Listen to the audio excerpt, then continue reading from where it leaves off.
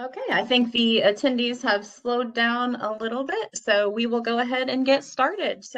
I am Caitlin Justice, and I am with the Department of Commerce and Economic Opportunity, specifically with the Office of Accountability, and I am a technical support manager here at DCEO. So today's training will be covering how to register in SAM.gov. We operate a help desk here at DCEO that we receive a lot of questions, and specifically this one was a topic that we get a lot of questions about. So we thought it would be great to cover this topic in detail, have the opportunity for any attendees to ask questions. So Amber is also with the help desk. She will be monitoring the chat and also throwing some resource links in. So those links are very important if you are just starting the process, and we'll include like resource links to checklists and any information and websites that I discuss in this presentation. So feel free to check out that chat and maybe bookmark some of those resources that we're putting in there. But those will be available for you to use as you go through your SAM.gov registration. So just to reiterate that we are recording the presentation and it will be sent out electronically after we conclude today. I also post it on our trainings website where you go to sign up for our DCEO training. So if you need to refer back that way, it'll be available online for you as well. So we will go ahead and kick off. So in today's training, we're going to cover what SAM.gov is and why it's important to the state of Illinois grants. I'm going to take you through some of the common questions that our help desk receives and how we can find that information on SAM. I'll also be covering the difference between signing up with SAM.gov versus an actual registration with SAM.gov. Like I said, we have some PDF resources directly from SAM.gov that will help you to complete your registration or your renewal. And I'm going to wrap up by taking you through an actual example of how to register your entity with SAM.gov.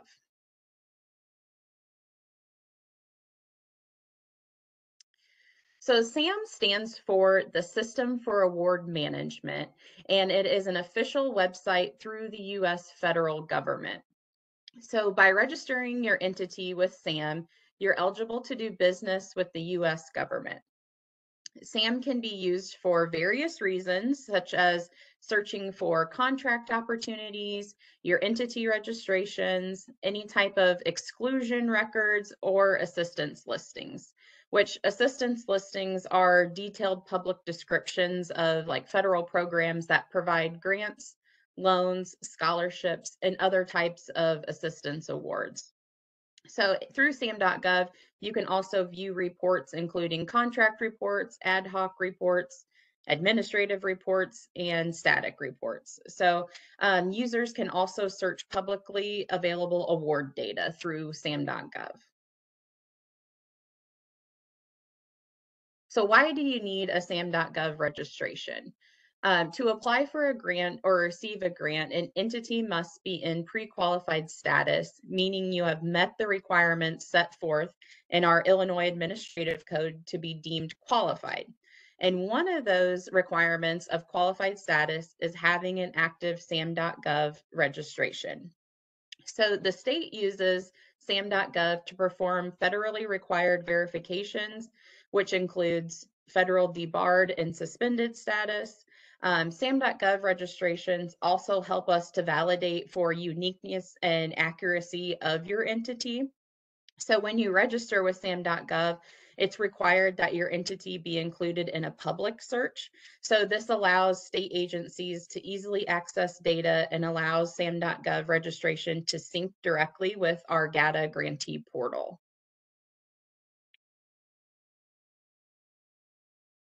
So first and foremost, we want to ensure that you're using the secure federal website for SAM.gov.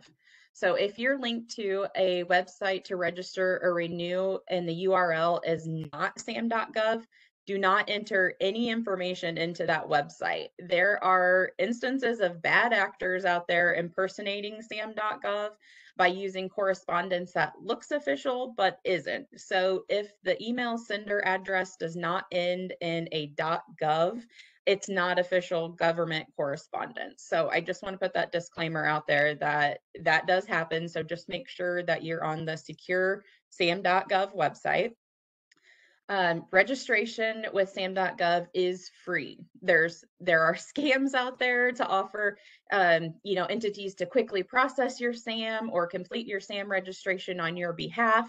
However, SAM.gov is a totally free process. So there are companies out there that offer to do your registration. However, they are unable to update your SAM.gov on your behalf because only individuals within your company are authorized to register and update your SAM.gov registration. So keep that in mind as well. So once you have verified that you're on the legitimate SAM.gov website, you're now ready to create an account to prepare to register your entity. And they have a great checklist that's available. Amber just put that in the chat for us. So I highly recommend checking out that so you can go over exactly what's needed so you can pull those documents needed to start your registration. So there are two types of registration purposes to select from in SAM.gov. There is the All Awards registration and then the Financial Assistance Awards only registrations. So all award registration will allow you to bid on contracts and other procurements, as well as apply for financial assistance, which includes those grants and loans. If you look at the financial assistance awards only registration, this allows you to apply for financial assistance, which is strictly the grants and loans only. So this chart on the screen shows you what sections that you will prepare to input data for during the registration process. It's totally up to you, the decision of your entity, which purpose of registration you'd like to select for your SAM.gov registration. But for the purpose of this training, we're going to be covering the steps for financial assistance awards only registration. So once you've selected your purpose of registration and your entity type, you'll need to submit information to receive your Unique Entity Identifier, which is the UEI. So the information needed to receive a UEI includes your legal business name, your physical address, your date of incorporation, and state of incorporation. So proof of documentation will be needed to submit for validation, and the documents must be dated within the last 5 years. Your legal business name is the name registered with your state filing office or the name used on your legal documents, tax returns, banking documents. If you are a sole proprietorship, your legal business name is your own name, while your doing business as or DBA is any other name that you use for your business. So your physical address is the location where the principals of your organization conduct their business. So I just want to make a note here that a post office box is not considered a physical address. So please do, if you have a post office box, please do not enter that in because it will not be accepted on your entity validation, your registration for the UEI. So if you work at more than one location or use a virtual office, your entity's physical address in SAM.gov should be where the address you keep the books and records for your organization. Your date of incorporation is the year in which your entity became incorporated, began doing business, or was founded or established. So any documentation you submit must match the year you entered. So for example, if the entity is a university, they would enter the year it was established. A local government would use the date it was established by statute. And then proof of validation could include a certificate of formation if it is stamped by an authority. And Amber had put into the chat too, there's the link of validation documents, so you can check those out, what documents needed to verify those different requirements that I just mentioned. So why do we need to verify our entity? So validation confirms that the entity exists and is unique. So this is crucial to prevent any improper payments, deters procurement fraud, and strengthens the integrity of government contracts, grants, loans, and other federal awards, representing trillions of dollars in taxpayer funds each year. Yes, I said trillions. During the validation process, entities will need to elect if their SAM registration will be visible in a public search results. So, according to the Illinois Administrative Code, all entities that apply for state of Illinois grants must have an active SAM.gov public account. So, by having that public setting, this allows our state grant systems to communicate with SAM for verification and allows our agency staff to view entity information for grant purposes.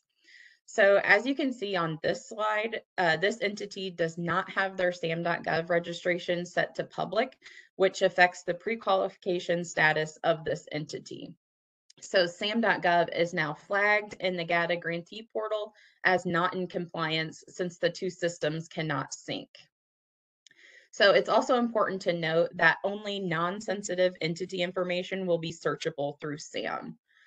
So no sensitive information will be available for that public search. It's only the non-sensitive information. So once all your documentation has been validated, the issuance of a UEI from SAM can take 1 to 3 business days. So then once you've received your UEI, there's still more tasks to complete in SAM to fulfill the pre-qualification requirement. So one of the most common errors that we see in the help desk is entities thinking they have completed their SAM requirement after receiving that UEI. Unfortunately, this is not the case, and all entities will need to log back into SAM to begin to activate their annual registration. So as you can see on this slide, this entity was issued their UEI, but did not finish their SAM registration requirement. As you can see, that message displayed is UEI only, which could affect their grant application status or hold up any grant funding since they're not in pre-qualified status. So to continue with your SAM registration, entities will log back into SAM to register to do business with the federal government, which provides your entity the ability to apply for federal grants and loans or bid on government contracts. So this core data section of the registration will require data and documents like what your entity submitted to receive the UEI number. So business information would include organizational start date, your entity's website, your physical address, your taxpayer ID number, and also an IRS consent form is also required. If your entity has a cage code established, you can include it. However, if your entity does not have a cage code established, one will be assigned to your entity after submitting your SAM registration. So general information is also requested and can include, like I mentioned before, your state of incorporation, your institution type, your structure, and any organization factors. Financial information includes if your entity accepts credit cards as a form of payment, electronic funds transfer, and remittance address. The last two sections of the core data section includes questions that relate to your entity's compensation structure and your entity's purpose and history with a federal grant or procurement opportunities.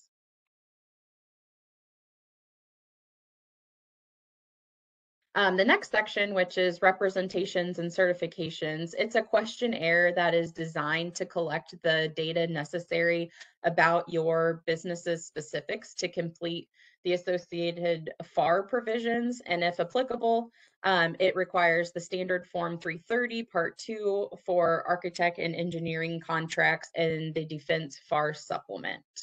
And Amber has included that link as well. Your POCs, which is your point of contact in SAM. This is what informs vendors who's responsible for handling certain business needs for your entity. So different POC fields will populate based on the answers you provided throughout the registration process. So once you've created your user account for SAM, you'll be able to log in to begin the process of registration. Your workspace is like your dashboard area that summarizes and manages all the data and tasks for SAM. So to find your workspace, you'll log into SAM with your user information, and the workspace button will be located in the upper right-hand corner of the screen. I have it boxed in with the red box, so that's where you will navigate to find your workspace. So this is the workspace, and it's going to contain an entity information widgets, which this helps indicate at what part of the registration process your entity is in. So by clicking on the entity information widget, you'll be able to view or manage the data. So I have an example here on the slide of what a workspace looks like. So currently it shows all zeros as there's no active registrations or any registration work in progress. So as an entity moves through the SAM.gov registration process, each segment of the widget will change. So for example, if your entity has submitted information for a UEI, a number 1 will populate in the pending ID assignment circle, which is like right there in the middle. And then once your UEI has been issued, a 1 will then populate in the ID assigned circle, which is that second circle. Your work in progress registration means that, just how it sounds, your entity is currently working on completing those tasks to submit the registration, but you have not fully submitted the information to SAM for review. So you might start your registration and then you get pulled into a meeting, or you have to go somewhere, and you just haven't finished your registration yet. That way it saves that information and it'll be saved in your work in progress registration for you to come back and pick up to finish that registration. So once you have submitted your registration, a number 1 will then populate in the submitted registration circle, which is that last circle on the screen. And once it has been approved, there will be a number 1 that will appear in the active registration circle. So if your registration were to expire, your registration is good for 365 days.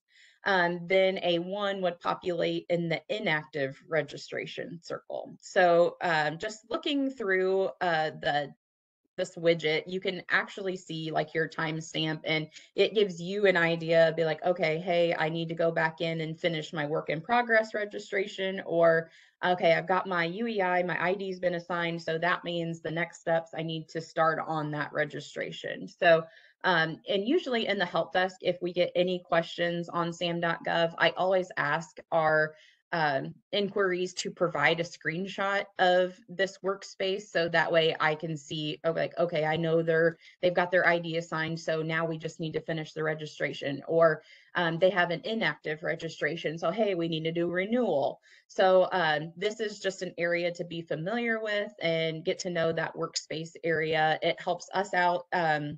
Since it's a federal website, I don't have any access to see any backend information. So what I see is what you can see. So just sharing that information with us helps us to give you that support to continue on with your SAM.gov requirements. So that brings me to our next topic, which is signing up in SAM.gov versus registering in SAM.gov. So one of the most common questions we receive in the help desk is why in the GATA portal under SAM.gov requirement, it says UEI only. So if you remember back a couple slides, I had the screenshot where it said UEI only. So when this status shows in the portal, it means that the entity has either not yet completed the registration portion of SAM, or it's in the process of approval with SAM. So maybe you've done your submission, you're just waiting for SAM.gov to review and approve. So we can break down the SAM.gov requirement in 2 steps. So the first is signing up with SAM and being issued the UEI. And then once that UEI has been issued, you'll move to step 2, which is completing the registration of your entity. So similar questions and information will be asked or required for that submission of your registration. The registration will validate or assign cage codes if your entity does not have one already. The registration activation typically takes 10 to 15 business days, and your approval will come in the form of an email. So if you remember in my first slides, just make sure that email is coming from an email sender that has the email address ending in .gov. So just a reminder to put that in there because I just don't want anybody to have any of those bad actors emails, but just note that please look for the .gov email address that's being sent to you. So if there's any errors or discrepancies with your registration, that will also be emailed to you, and they will give you instructions on your next steps if further documentation is needed. So for example, if you have submitted your registration and your physical address, you wrote 123 Money Street, but then whenever you went back in for your registration, you put 1234 Money Street or Money Boulevard or something like that. They'll send an email back to you saying, hey, these addresses do not match. Please provide further documentation. So that will come via email. So next, I'm going to cover some different registration statuses that can occur in SAM.gov. So in this first example, you'll see the status that says the entity record has been validated as unique and existing, but has not completed the registration step in SAM. So for example, if an inquiry comes into the help desk and be like, hey, I did my SAM.gov, the first thing that I am looking for, I'm going to SAM.gov to search for your public record. So if I come up on this screen, I automatically know, be like, okay, they have their UEI, but either their registration is in process or they haven't started it yet. So that's what that box, that yellow box tells me when I'm looking at this. So if the grantee were to check the GATA portal under the SAM.gov requirement, you're going to see that status as UEI only. So to correct the issue, the grantee is going to log into SAM to finish that registration. So this next example is what shows if a grantee has not renewed their SAM.gov registration. You're going to see the status as an active registration and the date on which their registration expired. So just remember that SAM.gov registration is good for 365 days. So you will have to renew this annually. If the grantee was to check the GATA portal under the SAM.gov requirement, they would see the status in red as not found. So to correct this issue, the grantee would need to log into SAM and begin the registration renewal process. So this final example is a grantee that has been issued their UEI, they've completed their registration, and they have satisfied the SAM.gov pre-qualification requirement. The status says active registration, and the new expiration date is displayed, telling the grantee that their registration is good until August 1st of 2025. So if this grantee were to check the GATA portal under SAM requirement, the status would say good. So now I'm going to walk you through the registration steps for an entity that's creating a brand new entity registration. So this is the step that after you've created your own username and login, you're going to log into SAM.gov with your account information, and your home screen will be a box displayed that says register your entity. And then we are going to click on the green Get Started button. Also want to point out, Amber threw into the chat the entity registration checklist. This is a checklist that breaks down each step of the registration process. So definitely a great resource to have. So once you've clicked Get Started, a welcome screen will appear, and here is where you can download your registration guide. Since we do not have a SAM.gov registration currently, we're going to select the green Create New Entity button. So if you are renewing or updating your SAM.gov information, you're going to click the green Go to Workspace button because you don't want to create a whole new SAM.gov registration. You just want to update the one you currently have.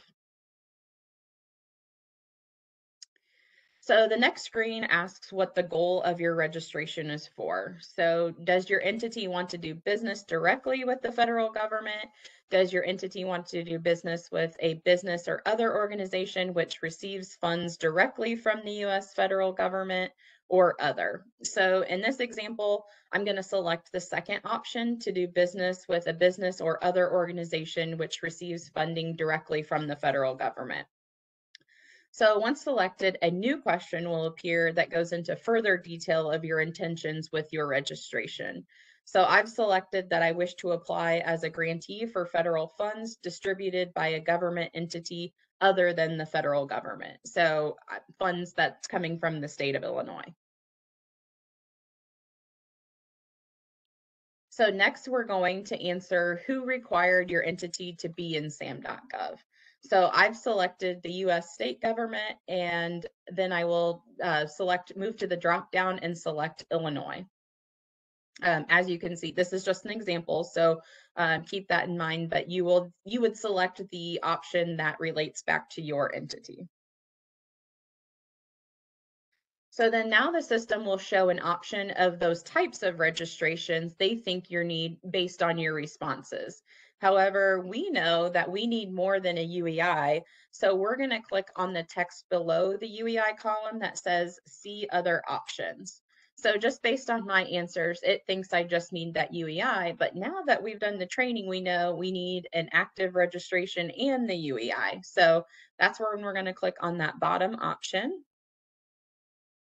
So once I've clicked on that box, it will display three options. So you have UEI only, financial assistance, or all awards.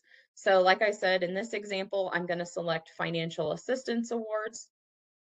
And for the state of Illinois, SAM.gov requirements, you're going to choose between that financial assistance awards and all awards. So either the middle column or the column on the far right. So once I've selected financial assistance awards, it's going to ask if we're registering a governmental entity. So dependent on your entity type, you're either going to select yes or no. If you've selected yes, that you are registering a governmental entity, you'll be asked what type of government entity. So if you're a local form of government, you'd select that option. Next screen will show that you've selected your entity type, so local government, and your purpose is for financial assistance awards. This is just like a verification screen based on your answers. So if you're not a governmental agency and you've selected no, your next series of questions will differ. And then this screen will verify your entity type you'll be proceeding with and the purpose of your registration. So now we're going to move on to entering your entity information. So always remember that this is your entity's full legal name as it appears with the IRS. So just as an example, if your business's legal name is Alpha Beta Charlie Roofing Company, but you use the acronym ABC Roofing Company, you must spell out your full legal name as Alpha Beta Charlie Roofing Company.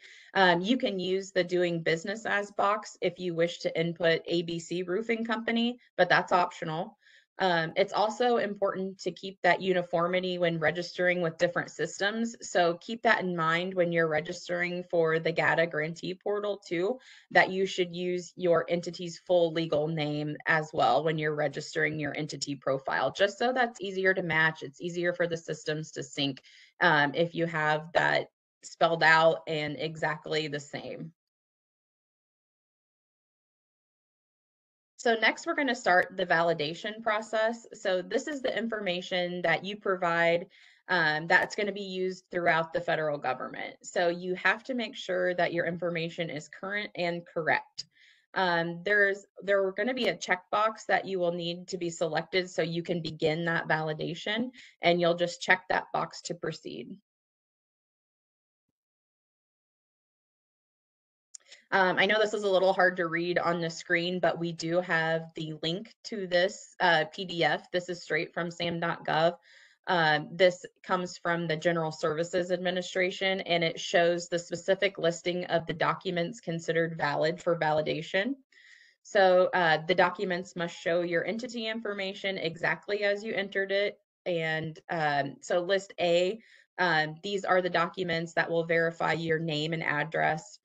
List B will be your start year and state of incorporation. And list C is a national identifier. And list C only applies to international applicants. So any documents listed in list A and B must be less than 5 years old. And Amber put that link into the chat as well, so you can refer back to this. So once you click next, a search will generate for SAM to try to identify your entity. So the list populates from an entity validation service that uses its own independent sources of data. So SAM uses an EVS to ensure information about entities is accurate and up to date. So since in this example, since I used a made up company, we do not see a match on this screen. It did, however, populate two entities based on the address that I input when I used the zip code of 90210. So if you do see your entity in the list, you can click I recognize my entity button. However, if you do not recognize any of the entities in your list, you'll select I don't recognize my entity button. So for the purposes of this example, I did not see my entity, so I selected no, I do not recognize my entity. Next, we're going to enter our incorporation information. So that will be your start year and the state of incorporation. This gray box that is on the screen under the question boxes will also help you, and it gives you supplemental information to help you answer the questions. And then this screen, I'm going to confirm my entity information. I'm just going to double check to make sure all my information has been input correctly. And if everything looks good to me, then I'm going to click next. So now it's time we're going to begin the upload of our validation documents that we have on hand. And I looked at that PDF from the General Services Administration of what documents are required for validation. I have all those on hand and I'm ready to do the upload. So once you click on the green Add Document button, you can begin uploading your documents. So you're going to use that drop-down menu to select what type of document you're uploading and use the checkboxes to properly identify what the document is validating. So maybe my first upload is going to verify my legal business name. So I'm going to select that from the drop-down, and then I'm going to check that my legal business name and my physical address are in this document. So I'll do that check mark for this one. So you can upload as many documents as it takes to fulfill that checklist. And you can also, there's a details box that pops up as well. You can put any supplemental information in that. You could say like IRS letter that verifies my legal business name and physical address. So whatever you'd like to type in as a comment as well to help the reviewers make sure that that document is validating what needs to be validated. So then once all your documents are updated and you've hit submit, this screen will appear that you've submitted all your entity documentation. So then a Federal Service Desk reference number will be displayed on this screen. So take a screenshot or write it down for your files just so you have that documentation if you need to refer back to it. This is also sent to your email. So now this is the time where the Federal Service Desk agents will now begin their validation process to ensure all your documentation you've provided is correct. So this is also when an agent may reach out to you for further documentation. So just again, please verify that that sender's address ends in .gov if they're asking for more information. And please respond as quickly as you can because the case will close if not responded to in 5 days. So definitely keep an eye out if you've submitted your information and are waiting for that UEI. Keep an eye on your email if anything comes through and try to respond to those requests as soon as possible. So then once your entity is validated by the Federal Service Desk agents, you receive your UEI, which typically can take 1 to 3 business days. You'll then begin the steps to register your entity. So step 1, we completed, which was being issued the UEI. And then that second step is completing that registration. So on this slide, you can see I went back to my workspace and this is my entity information widget. And the number 1 has populated in the ID assigned widget. So now we have 2 ways to navigate to the registration. The first way, I can click on the green Get Started button like we did for the UEI validation. This will be directed again to input all your entity information. And then from the legal entities list, your entity will now be able to click on the listing to proceed with activating your registration. So you're going to notice those similar questions again, but also some additional questions. And if for any reason you need to stop working on your registration, you're welcome to save it and it will populate in that work in progress registration circle. You can then come back and complete it as your schedule allows. So once you have finished and hit submit, the submitted registration widget will now populate with a number 1. So the second option is to select the ID assigned circle on the entity widget page. From here, you're going to click on the actions menu, which is like those 3 vertical dots, and you're going to select register. You're going to be directed again to put in your entity information, and then from the legal entities list, your entity will now be available to click on in the listing so you can proceed with activating your registration. So like I said before, very similar questions that you answered when applying for your UEI, plus those additional questions, which could be the cage code portion. And then based on your answers to those questions, more questions will populate.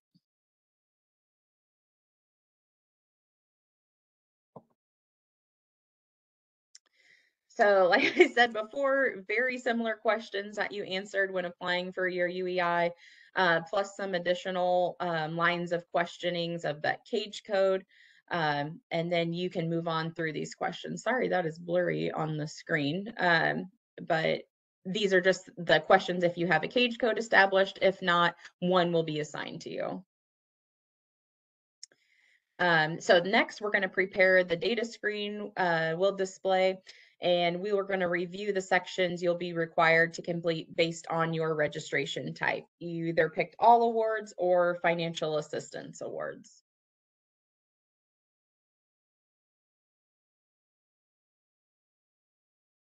And those were all the sections to complete. So this next screen, you're going to enter your relationship to the entity. So you're going to indicate whether you are an employee or an officer of that entity. The next screen will be the core data section, and that you will complete each section that's required by the purpose of your registration. So once you've completed the series of core data questions, you're going to be directed to a page that shows your entire entity registration. So once you've completed that series of questions, it'll show if all of your information is correct, then you're going to click submit. And then once you've submitted your registration, you cannot make any further changes until your submitted registration has been completed by the FSD agents. So the time frame for activating a registration in SAM.gov depends on the purpose of your registration and the processing time for each required approval. So the timeline applies to both new and existing entity registrations. So After validation is complete, a probable timetable for approval is 10 to 15 business days. Again, you're going to receive an email alerting you when the reviews are complete and your registration is active, or if it's been rejected for corrections to be made. It can take an additional 24 to 48 hours once activated in SAM for the registration information to be available in the other government systems. So one of those examples would be the GATA grantee portal.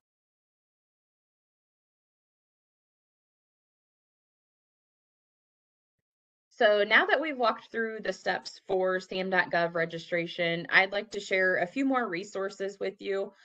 Since SAM.gov is operated by the federal government, DCEO, or any state agency, we do not have access to back-end information. We can only see what's viewable to the public. So if you have a question or issue that's a technical issue or a question about the site, we have to refer you back to that federal service desk, which is the federal government's help desk. So in my own experience, I've had the most success using the live chat with an agent function they have on their website.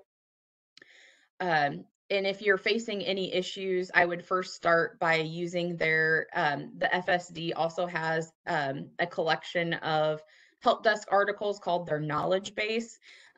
It's full of instructions, FAQs, and information. So if you don't have any luck finding it in the knowledge base, I would then move to that live agent chat. And if that doesn't rectify your issue, you can create an incident ticket through the Federal Service Desk portal. And they do list a phone number. However, in my experience, it's an hours long wait time. So I would definitely try those other two avenues first, and then use the phone number. And Amber slid a link into the chat too from the knowledge base for you guys to go in through and check out. And I also wanted to put up some additional questions that we receive in the help desk, in our grant help desk. So the first questions happens frequently, especially if the original SAM.gov administrator at your entity has left your organization. So that question being, what if my person of contact at my entity has left and we cannot access our SAM.gov? So it is possible to set up a new entity administrator. However, there are very specific steps needed to make that change. SAM.gov actually has a letter request template that has to be followed. And there's actually two options based on the type of administrator that you are seeking to renew or replace. So you can select the template that best fits your request. The template is available in their knowledge base through that federal service desk. And please note that it does have to be notarized and submitted back to the federal service desk. Um, just note that as a state agency here at DCEO, we cannot make any changes or updates to your SAM. All that information has to go through the SAM.gov website by their federal service. The next question we get is, can we select our entity to remain on a private profile? So according to the Illinois Administrative Code, all state of Illinois grantees must have a public profile. Just a reminder that only non-sensitive information is displayed on your profile. If you currently have a private profile, the steps to set up your registration to public, we have that resource in the chat. So you're able to log in and make sure that you have a public registration. Then if you're still struggling with your SAM.gov registration, I urge you to use these resources that they have available.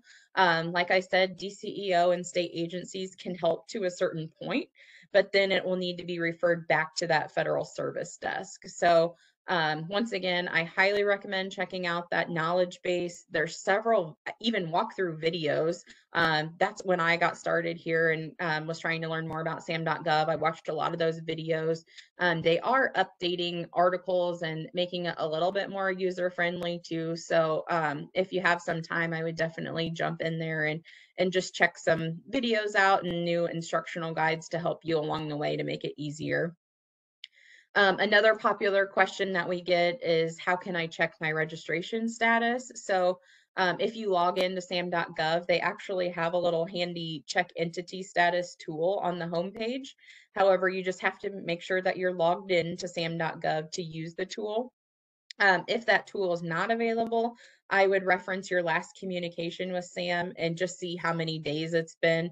It can take up to 15 days for your registration to be approved. So just keep that in mind as well. If you haven't heard anything, if it's like day 11, it can take that 15 business days. They do get backed up. So, and you can always use that live chat function through the Federal Service Desk as well. And then I'm also going to refer you back to your workspace to see where in your timeline you are in your workspace.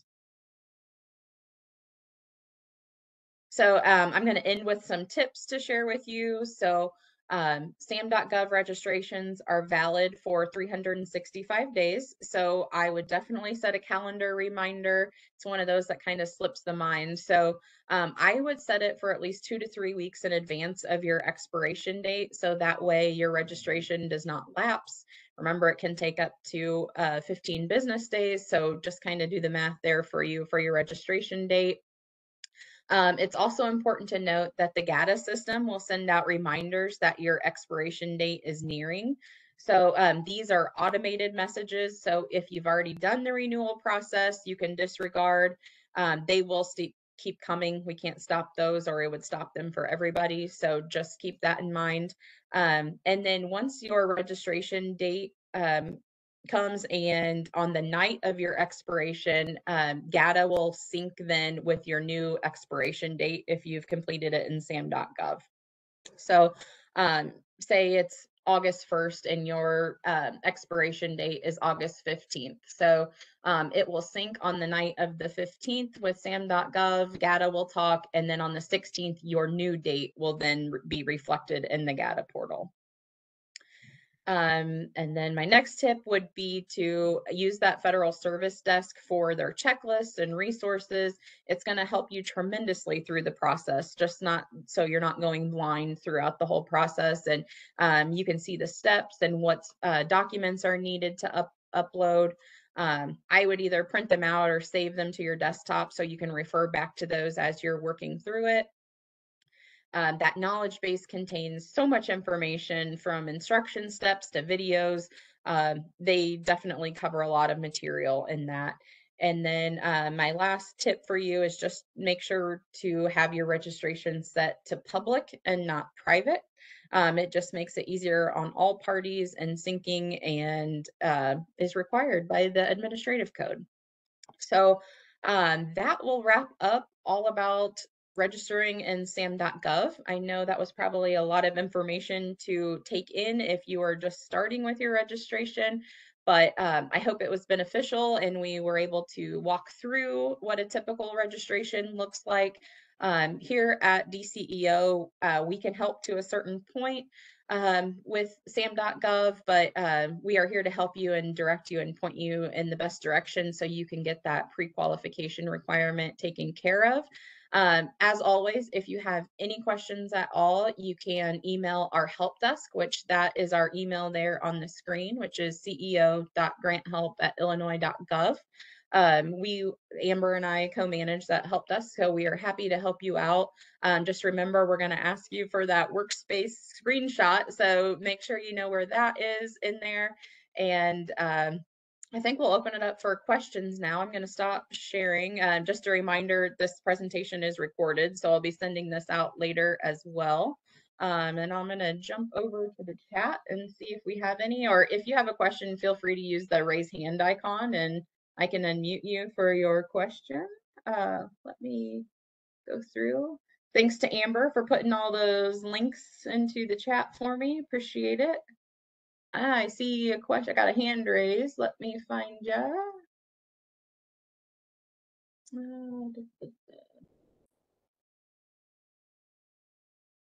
Okay, I'm trying to find you, Celia. Give me 1 second.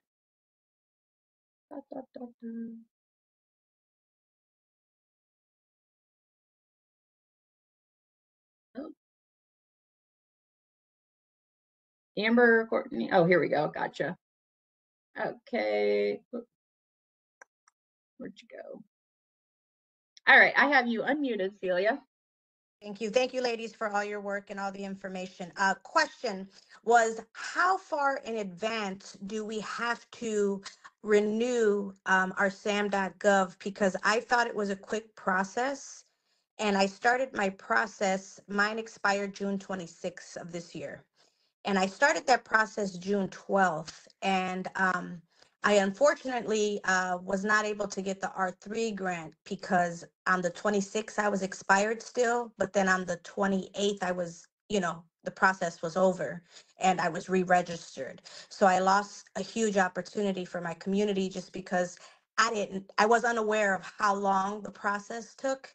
And when I called the helpline, they really couldn't tell me. They said it could take a few days up to a few weeks. So, what Mhm. is your recommendation for that never to happen to me again? Because unfortunately, like I said, my community missed out on a great opportunity with the R3 grant.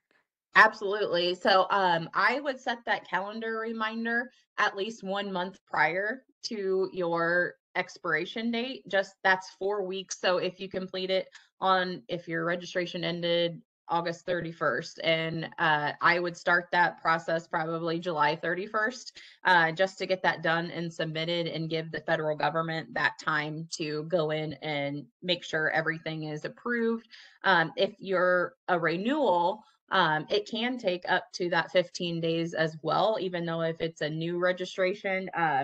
In my experience, some of the renewals have gone quicker because they've already been validated, but I would at least 1 month prior, I would set a reminder. Yeah, because this was my second renewal, and last time I did it one day, and like 2 days later, I was, like 3 days. I think Mhm. it took only like 24, 72 hours, and it was renewed.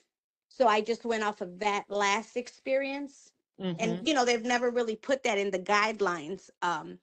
When if your renewal is, coming up, when you should start that process. So, okay, thank you. Yeah, no problem. And And I'm they should. sorry you I had think to go they through with that with the expiration, but yeah, I would definitely set that calendar reminder for a month and like just sit down and kind of hammer it out and make sure it's done on your end and you've done, because they could come back and have additional questions too. That takes more time, like because they give you 5 business days to respond, so that time adds up. So definitely, to be on the safe side, at least a month in advance of your expiration date. and one more question: is Sure. there, I guess, too much in advance time? Could I do it like 3 months ahead of time just because I don't want anything to happen and I want to make sure I'm available for any opportunities that are available for me? Yeah, you can. Okay. I mean, I probably wouldn't get too far ahead of schedule, but I would 2 months. I think that would be fine, just so you know that you're prepared for it. But I mean, your physical registration is good for 365 days. So just keep that in mind. I mean, I'm not going to be renewing every 3 months by any means, but just keep that in mind. Your registration is good for 365 days, and you need at least a month prior to make sure everything syncs. Because I mean, they do get backed up. Think of how many entities are applying or renewing. So once if they get backed up, then they're backed up. And I think they don't probably want to put a date on how long it takes. So you're like, well, you said, this number, this amount of days, and then all of a sudden they have all the influx of renewals coming in and they're backed up. So to be on the safe side, I would say probably 2 months if you're very worried about it, but the 1 month you should be fine. Okay. And then my last question. So I have another friend that has a non for profit, and she told me that there's some button that I can push where I don't have to renew my SAMs.gov every year, that it's done every 5 years. I've never heard of that. I know other people that have non for profits, and we do it every year. So I just wanted some clarification. Or is there something that I don't know that I could know? I have never heard of that. I've seen the registrations are good for 365 days. Maybe if they're not completing the full SAM.gov registration, that I'm not sure of. If they're just a UEI only. But for the sake of state of Illinois grants, it's 1 year, 365 days. So definitely have to go in and physically renew it. So I would check with them and just to make sure. She could always live chat with an agent just to make sure that they are doing that correctly, but I have not heard of that button. That would be an awesome button though. I have not heard of it. Awesome. Thank you so much. Okay. Moving through, I'm going to look if we have any other questions or hands raised. Not seeing any. If you have any questions, you can, oh, I got, here's some in the chat. So give me 1 second. Okay, I'm just going to read this to the group. So it says, my SAM.gov account looks like it's attached to the wrong UEI. Do you know how to switch it? So for this, there could be the two things. Whenever you started your SAM.gov registration, maybe you've already been issued a UEI and somebody at your organization previously did that. You did not know about it. So then you started another registration. So we can look into that and kind of see where you are and where you fall. If you want to send an email to the help desk, I can help you out today with that and we can get that worked out to see if your entity has the two UEIs or which one is showing in the GATA portal. If we need to make some switches, that's definitely doable. So feel free to reach out to our help desk and I can help you with that today. So that was that one. And then I have another question. It says, do all contractors and subcontractors, BEP, on a DCEO grant need to be registered with SAM.gov? And for state of Illinois grants, it's only the grantee that needs to be registered in SAM.gov. Unless that your contractors and subcontractors have other specifications. But as a state of Illinois grantee, the grantee has to be registered, not your sub-grantees. Hope that answers that one. I'm going to go back through and see if I missed any.